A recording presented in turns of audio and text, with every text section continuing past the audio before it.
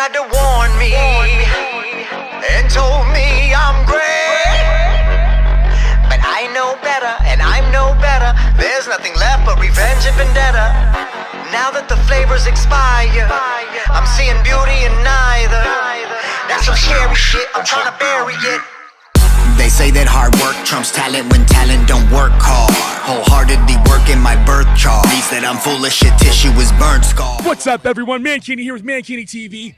I'm at the gathering of the Juggalos with the one, the only, the dead sexy Kung Fu Vampire. It's Mankini TV. It's my show. What's up, bro? This is the longest interview that has never happened. Yeah, we are going on 6.5 years. 6.5 years, Canadian Juggalo Weekend. I came all the way from DC, saw you there. We said we're doing it right here, right now, and then I left. Why didn't we do the interview? Do we know? Do we actually know the real reason, or we just were caught up in the moment? Well, I was set to come back, and I can't remember if something else happened because I was working media that year. I know what happened.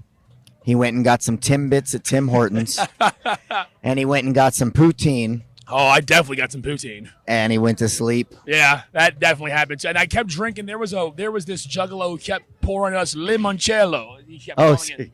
He's saying it like that? Limoncello. And I was like, what? And he's like, have the limoncello. And I was like, okay. You're like, we're in Canada, not Italy, bro. Yeah, I was so confused. So confused. Either way, this is one of those interviews that I've wanted to do. Anytime I see or know that you're going to be around, I'm like, I'm getting the Kung Fu Vampire. I hit you up all the time. I tell you, you know it. He does. He's like, I'll be there, man. Are you going to be there? I'm like, yeah, let's fucking do it. Today I said, it's happening. Come on. He did. As a matter of fact, you texted me and you said, look, man, we're not missing another one. I'm at my merch tent. Get up here right now. And as soon as I got here, Jump Steady calls me for me. He tried to make it not happen. I was like, no. Funny or cool story, actually, my very first gathering ever, 2012, Cave and Rock is when I first met you. Oh, that one was hot as shit. Yeah, it was hot as shit, but I discovered you right before then, and I walked up on you, and I'll never forget, my boys were freaked out. They were like, what's wrong with you? I walked up on you, I was like, yo, it's Kung Fu Vampire, you're the shit. You had a bunch of flyers, you were like, yo, can you help me promo for my set? And I was like, absolutely. We threw out flyers or whatever, came back, you were chilling, and you just chilled with us the entire. You just hung out. You were like, yeah, what's up? And you just spent time with us the entire time. That's all you did was just hang out. I was like, yo, this guy is the coolest person ever. You know? Nice, man. I kind of vaguely remember something. I think I was just doing that. I still do that. And that's the thing. I feel like people that know you know that that's you. Indiana, same thing. We linked back up again. You had a crowd of people, and you were just like, yeah, what's up? We're cooling. What's up? Yeah. Indiana, they were starting to crowd around a lot. Remember, it was starting to get like, what's going on here? I look back, there's 30 behind, 20 on the left, 20 on the right. Wait a second. We were drinking White. That was when White Claws first came out, by the way. So don't judge us. They were free. They're still delicious. By the way, I got them out of Whitney Payton's trailer. Oh. I raided her trailer freezer. She offered us, and I said, cool. I took 3 or 4 White Claws. And we were hammered off those. Those White Claws weren't yours, you just took those from Whitney. We just took them for Whitney. Which is funny that Whitney, you're drinking White Claws. I love that. That's hilarious. But we were smoking blunts, drinking White Claws, and I was white girl wasted. Yeah, it was a beautiful time. There was Oklahoma also. You remember Oklahoma? That was actually jumping.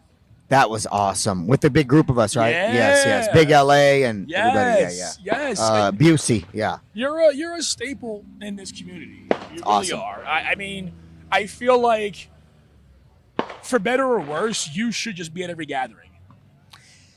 I will tell you, I do get a little butthurt. They didn't invite me every 3 years on average. It's a little bit like every other year is cool, but every 3 is kind of what it's. This is my 7th gathering in 14 years. So it's kind of every other. Yeah. But I want to be here every year, man. I want to eventually headline main stage. This year we had a great slot. I want to headline main stage, bring more surprise characters on, do some of my more intimate songs, do an hour-long set. You know what I mean? Absolutely. And I think the Juggalos are ready for it. They've been ready. They knew every lyric yesterday. We had a blast on stage. I want to be here every year, man. You deserve it. I say this and with the utmost respect to the gentleman. But, for 15, 16 years, Tech 9 was here every year. And, we don't get Tech anymore, and I miss having Tech here, but I don't see why Kung Fu can't play. I want to fill in those shoes. I mean, I can't be Tech 9. He's his own thing, but I would love to be that person that every year I'm here. You know, I love that they switch it up. They got to keep switching it up. but I want to be a staple here, man. I'm not affiliated with anybody, and I'm just doing my own thing for the people, by the people, man. I'm the Juggalos people. You know what I mean? Are. Speaking of not being affiliated with anybody, I don't know if Action Paxton has ever told you this, but I have been drunk around him like. I thought you were gonna say you were affiliated with a gang. I was like, so I was talking to Action Paxton, and actually I heard you guys were from Oakland, and yeah, I'm a blood. I'm not throwing up no gang signs in this interview. Get my ass shot. No, but I may have told you this, you know, and I tell Paxton often, and so when I'm sober, just so you know, I mean that. But I consider you guys the 9 Inch Nails of the underground. What you guys do is very magical in how you create your music together. Thank you, man. That's a huge compliment. And I feel like, you know, you could say that about anybody. You know, you work with Action, you know, write the music, and he produces, does the beats, and plays the drums. But like, I feel like you guys have a deeper connection than just that, and it makes that music so much more perfect. Hell yeah, man. We've been rocking together 13 years and never had a single problem. We're just trying to elevate together and grow together and keep this thing moving. You know what I mean? Keep it better and better and better, to the point of, on the last tour, I'm doing cardio and lifting weights every day in the hotel, so the set could be better. You know, every morning in the hotel, whether hungover or not, empty stomach, doing chest day, leg day, whatever. You are about so we that can life. put a better show on. So Speaking of that tour revolved around your latest album. Yes, the Black Heart Machine. Man, oh man, you are someone, and it's always good for an artist, but you are someone that manages to easily flow into just, you manipulate whatever it is. It's not just one sound all the time, and you just float into it so gracefully. It doesn't feel forced. It doesn't feel as if you're like, hey, I really need to do something different this time and make it sound like something. You're just like, hey, man, I'm vibing with this. That's 100% how we make music. Like, okay, I like this. I'm gonna figure out what makes the most sense on this. You know, EDM, pop, funk, horror, murderous shit, happy shit, sad. You know, it doesn't matter. Tempo. I'm all about variety. A lot. It's funny. It's so cliche when artists say, "Oh, my stuff is different. It's kind of salsa, heavy metal, house," and you go hear them, and you're like, "Nah, bro, you're just metal. You just do metal. That's what you do." But we truly, if you know our music, it is like all over the place. It really boom is. bap, gangster rap. A lot of it's gangster. A lot of it's boom bap. I mean, it's literally all over the place. That's that. Correct me if I'm wrong. Please don't. Like, I don't want anybody from the hood to hurt me. You're the Bay Area, right? I'm from the Bay Area. Yeah, okay. yeah. Yeah, we're from the Bay Area. So a lot of, you know, being that we're, you know, a national or international act, we've met a lot of people touring, right? Absolutely. Became friends with them, right? We're in the Juggalo world. We become family with people. And they'll text me or hit me on DM and say, "Hey, man, coming to Cali. I can't wait to see you." And I go, "Fuck yeah, bro. Where are you going to be?" And they're like, "I'm going to be in San Diego." And I go, "Okay, that's 550 miles from me." 550 miles. Did you look at a map? So I have to break it down for people. The Bay Area is Northern California, San Francisco, Oakland, and where I'm from, San Jose, which is the biggest city in Northern California. Then you got Southern California, which is Los Angeles and San Diego. San Diego's closer to the border, and everything in between there's some cool cities in there, but it's pastures and freeway. and 300 miles in between. So if you're going to LA to visit, just know I am 5.5 hours away, 360 miles, and you can either come all the way up or plan on not seeing me. So when I touch it on LAX and I'm like, "Hey, yo, Kung Fu, I just hit LA," you're like, "All right, dog, maybe I'll see you tomorrow." I'll be like, "Cool, have fun, bro." "Oh, you're in LA at 7 p.m., so you'll be here by 2 a.m. Right on, bro. I might be awake. No P stops. You'll be here at 3 a.m.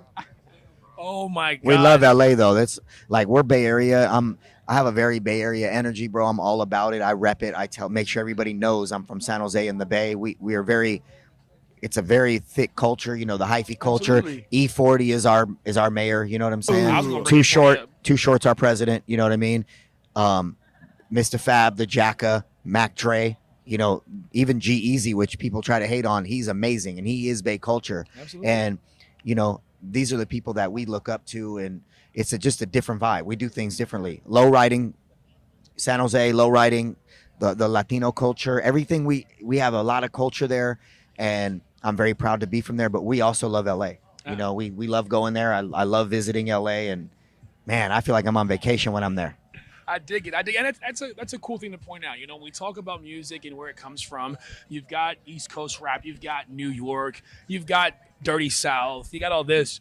But like Bay Area music, like the Bay Area scene is like this thing, and I don't mean it like this thing, but it's like it's its own world almost. It's like, wait a second, you've got your hip hop, even your West Coast, but then you've got the Bay Area scene, and it's just like, holy cow. And there's tons of heavy hitters just in the Bay Area. I'm actually a little surprised you know that. Not just because you're not from there. And it's like we have people in the Bay who are so huge in the Bay, and you get as far as like Salt Lake City and they've never heard of them. Yeah. And like we had a legend, the Jacka, pass away. He got killed years ago now.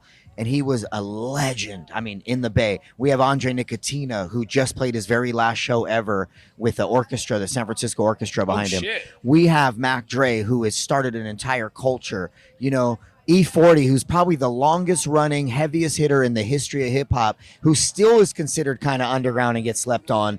And he's putting out hits to this day at 55, 57. Yeah. I don't know how old he is. He's old. And he's better than ever. He's better than ever, man. Whenever I hear somebody say they hate E40, I'm just like, no, you're full of shit. You don't like hip hop or rap music, because E40 is dope. Yeah, I mean, Too Short, bro. Too Short. We got Hieroglyphics, Souls of Mischief. My gosh. I Souls of Mischief going, were bro. just in DC, Digital bro. Underground, Tupac, MC Hammer, G-Eazy. I mean, it just goes on and on, bro. There's so many I'm leaving out. Drew Down, Rapping Forte. What you saying, Stockwell? Brother Lynch is Sacramento. Oh. So he's... look from behind the camera, Stockwell's trying. Shout out to Mozzie, Sibo, X-Rated, Brother Lynch Young. They're all Sacramento. That is not the Bay Area. That's our Northern California homies, and they have their own movement that is amazing as well, for real. Son of a bitch, Stockwell. Son of a bitch. Well. So look. So Black Heart Machine's rocking and rolling. You're finishing up these tours. I don't know, but I assume is there some new music you're already working on, or are you still riding the wave of this latest album for the time being? No new music right now. Right now is we just pushed Black Heart Machine. The CD release party, the album release party is July 14th. I don't know when this airs, but we're still like, this album's 2.5 months in, 2 months in. Yeah, something like that. And I want to live life, promote this record, get it heard. I need everybody to hear it, everybody to feel it. We're shooting more videos for it. We're going to work on this. I'm going to live a bunch of life and then start writing again. All right, I'm with that. So we just need to make sure that this airs on July 14th. That would be awesome. We'll do it right then and there. My birthday's July 22nd. Okay. Happy early.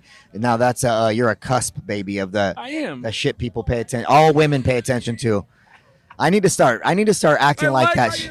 You're a cusp baby that all the women pay. Like, you just called me a cusp baby, so you know way more. I know way more. I'm gonna say it's Gemini Leo or Leo something else. It's, Virgo Leo Cancer. Okay, Yeah, see, I don't know. yeah. I'm gonna start telling ladies that I'm all into it though. Oh, I'm so into it. Yeah, I'm into my astrology. What's your moon sign? So you're a Cancer. Oh, so you like cereal and staying home. You're really friendly. You like butt rubs. Mercury's drinking Gatorade. Yeah, lemon lime's your favorite flavor. No, I'm a byproduct of where I live and who raised me and my age and what I'm into. It's the Bay Area, bitch. Bay Area. It is what it is. Well, before we get too wrapped up in anything else, I do want to touch on real quick the early days of Kung Fu Vampire and the evolution of where you're at now.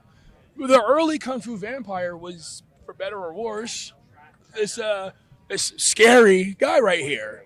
A whole persona that we all knew and loved. We still love you, obviously, but like that persona kind of faded away slowly over the years, and here you are, just yourself, if I could say it like that. Yeah, I think that was me then, and this is me now, and I think it's just a constant evolution. I'm a very open-minded person, and I'm very open to growth, and all this is growth, not change, right? So it might change back.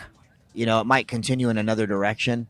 It might, you never know. I mean, I might one day look in the mirror and go, I'm shaving my head, I don't know. I think I'm definitely a scarier person now than you and were much then. more dangerous now. I could see that. But, this guy, he was into gothic stuff, and I still am a huge fan of goth. You know? I can't even say the word without smiling.